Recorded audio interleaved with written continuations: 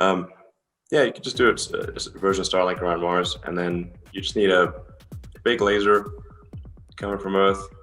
Probably want it to be in orbit so it doesn't get atmospheric diffraction or attenuation. You want to go from a big laser from Earth orbit to Mars orbit, and then you're going to need some relay stations for when Mars is on the other side of the sun. So you can't just shoot a laser through the sun. I think we want to be on track to become a multi-planet species and a space-faring civilization in order to find out what the universe is all about, like and ensure the continuance of consciousness as we know it. As far as we know, we're the only life. I mean, people think there's aliens, but honestly, I haven't seen any sign of aliens. On the Starship front, we've gone through many iterations, starting from not really knowing how to build rockets at all, with Falcon 1, and having 4 failures actually in reaching orbit. 3 failures, and then the 4th one got to orbit. So 4th one's a charm. So we only barely survived. I was at 0 cash basically when we got that 4th one to orbit, and if that 4th one hadn't worked, we would have been curtains. So it's definitely not been smooth sailing. It's been a very difficult ride. I think it's helpful to have as the objective the creation of a self-sustaining city on Mars. I think this has to be the objective, not simply a few people or a base, but a self-sustaining city. The acid test really is if the ships from Earth stop coming for any reason, does Mars die out? For any reason. It could be banal, or it could be nuclear Armageddon. Doesn't matter. If the ships stop coming for any reason, does the city on Mars die out? If it does, we're not in a secure place. So, I mean, I think this really might come down to, on the great filter front, are we going to create a self-sustaining city on Mars before or after World War III? And I think the probability of it being created after World War III, hopefully there's never a World War III, but of after is low.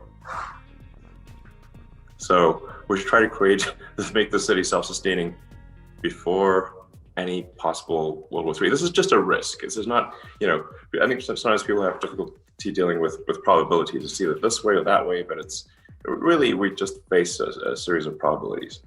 And there's some chance that we will have a giant war or a super volcano, or a comet might hit the Earth, or we might just self-extinguish in some.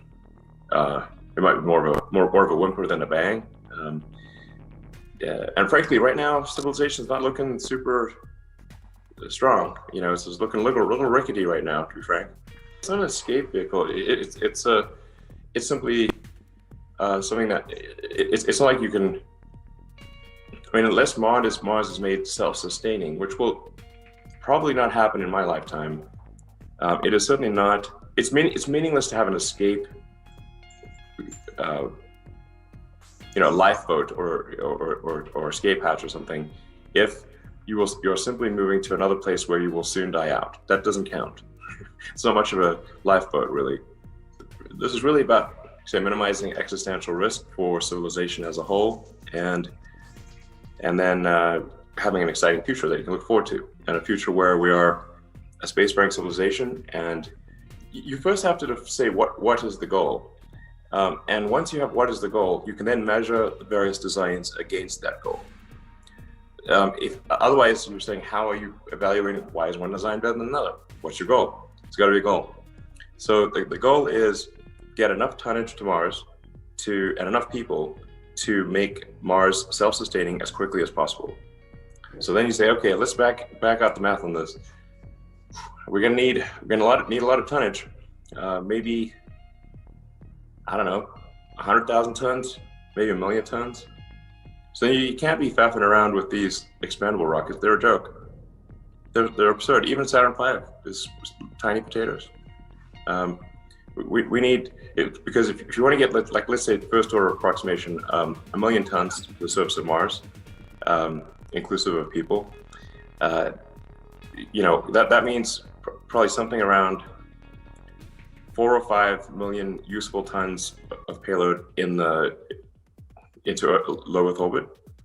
For every time you get to low Earth orbit, you're going to get total global capacity to orbit of all expendable rockets is around 500 or 600 tons, I think. And if you said, okay, the world's going to end if you do not increase your capacity, perhaps they could do 1,000 tons. So you have to make both the booster and the upper stage and the fairing and everything reusable. With Falcon 9, so with Falcon 1, we did actually attempt to do this. So we had a parachute in the first stage, but really did not appreciate that first stage was going to hit the atmosphere like a concrete wall. So at first I got pretty mad at the parachute supplier until I realized, it's not their fault. We were just being fools. That thing was exploding as soon as it hit the atmosphere. So you really got to do something So then with Falcon 9, we made a bigger rocket, and now scale matters here because you do get basically economies of scale. You can't have a tiny rocket. There's a tiny rocket, you basically just end up carrying your electronics to orbit. So your avionics, So in a little rocket, if you're small enough, just your avionics alone ends up being a significant percentage of your payload, and then you end up, if you had a rocket that was, I don't know, trying to get a 10,000 pound rocket, for example, or even a 10,000 kilogram rocket to orbit, I think you would basically get zero payload. We're mostly achieving reusability at this point with the fairing as well. But this is a monumental effort. And I think within its architecture, Falcon 9 is close to a local maximum. If you say, gas generator cycle, kerosene, oxygen vehicle of this particular size with a 12-foot or 3.6 meter diameter, which is that size because of road transport limitations. So if you go bigger than that, you can't transport it over the road, and your logistics costs become extreme. But having a long, thin rocket is not very mass efficient. You end up having to have thicker skins to take out the bending moment. But for those who, I think probably a lot of those who are listening know what the rocket equation is, but in simple terms, it's actually very simple. It's like a rocket is going to go further if it shoots the gas out of the end faster, and if a bigger percentage of its mass is propellant. It's obvious. So that's what the rocket equation says. And there's some other subtle advantages with a oxygen methane system in that you can go to a higher percentage, a higher mass ratio of oxygen. So with kerosene, you'd be at about roughly 2.5 to 1 oxygen to fuel mass ratio. With methane, you're more like 3.5 to 1. And you actually want that higher mass ratio because oxygen is very dense and it's inexpensive, especially on Earth. So you're gonna, you have all these plants just making oxygen all day long, and plankton just making oxygen. Never do anything. So the cost of oxygen is basically the cost of electricity. So it's not as though I have all these secret dates and I'm just keeping them from people. But these are just guesses, obviously. I'd say I'm 80 to 90% confident that we will reach orbit with Starship next year. I think probably 50% confident that we'll be able to bring the ship and booster back. That's more of a dicey situation.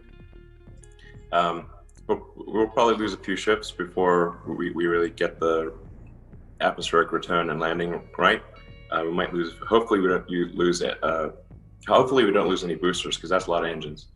Our initial booster flights will just have maybe 2 to 4 engines, not 28. 28 is a lot of engines. So, and then I think we'll probably be in doing high volume flights. I think probably in 2022, so a couple years from now. But I'm trying to make sure that our rate of innovation increases, it does not decrease. This is really essential. In fact, if we do not see something close to an exponential improvement in our rate of innovation, we will not reach Mars. The will and the way. Yes, exactly. The will and the way. Where there's a will, it's a way, but in this case, we need will and a way. So when the will and the way intersect, then we will be a multi-planet species. You want to be close to ice. You don't want to be you don't want to be too far away from the sun, so you can get solar power. And you want to land at a low altitude so that you can take maximum effect of atmospheric braking. And now for Mars, I think tunnels and digging in general is good, but you need to build a very light system compared to what would matter on Earth. You don't really care all that much about mass on Earth. You care a lot about mass going to Mars. Is it fair to say that you're learning some techniques that might apply to Mars with the Boring Company? Yeah, probably. When do you think Starship will be able to be demonstrating refueling in low Earth orbit? I think we've got a shot at doing that in 22. About 2 years. And then when do you guys think you'll have a Moonship prototype?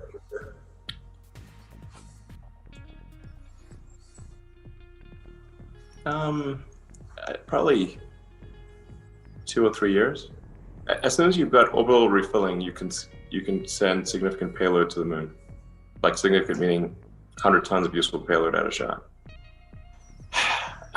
Anyone who is a strong advocate for Mars, I think this really makes a difference. A lot of times it's not even, people aren't even thinking about it. And you can talk to people at a party and I think it's worth maybe 1% of our resources at least.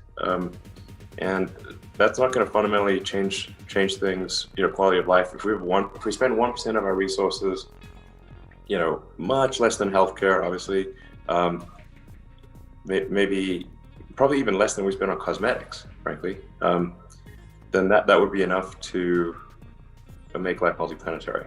But we really need to make this a thing people talk about at least 1% of the time, and that would really matter. As we were talking about earlier, we need the will, which is we need a critical mass of people wanting to make it happen, and then we need the way. And SpaceX is going to try hard to provide the way, and then once we show that there's a way, probably there'll be other companies that also try to do it as well. And then, like Mercury is super hot. I think that we could go to Ceres or any of the asteroids, the moons of Jupiter.